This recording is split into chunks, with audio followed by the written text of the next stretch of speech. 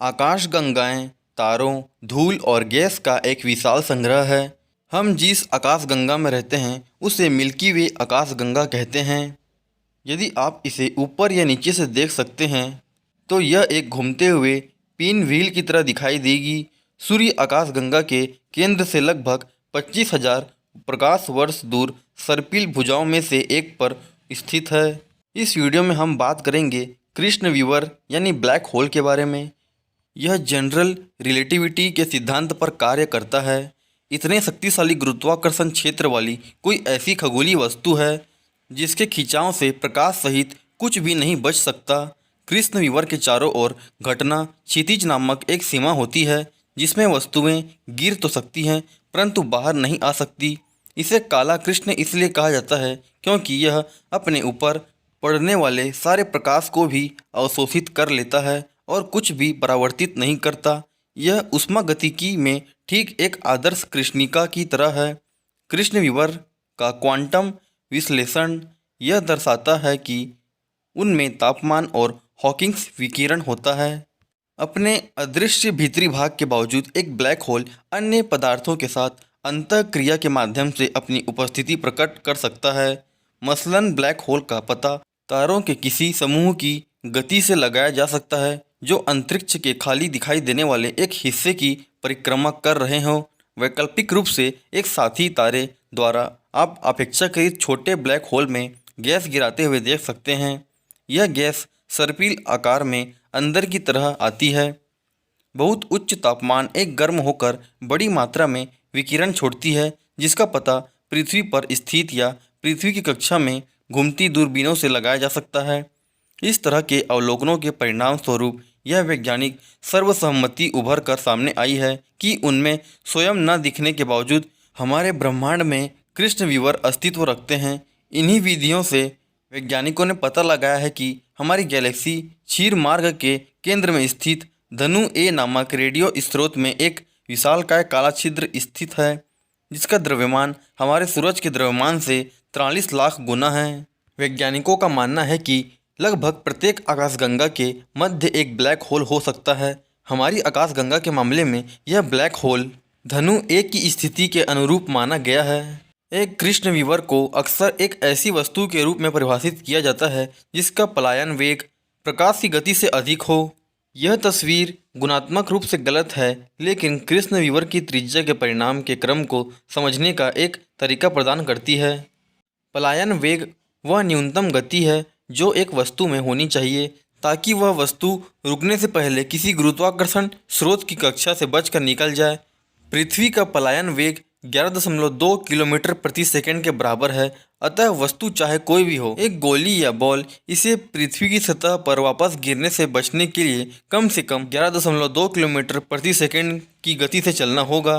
Newtonian यांत्रिकी में पलायन वेग की गणना हेतु मानिए कि एक भारी वस्तु है जिसका द्रव्यमान m मूल पर केंद्रित है। एक m द्रव्यमान वाली वस्तु मूल रूप से r की दूरी पर v गति से शुरू होती है, इन्फिनिटी की तरफ बचकर निकलने की कोशिश करती है। इसके पास ठीक उतनी गतिज ऊर्जा काइनेटिक ऊर्जा होनी चाहिए ताकि वह नकारात्मक गुरुत्वाकर्षण की संभावित ऊर्जा से पार पा सके, बाद में कुछ भी शेष न रहे।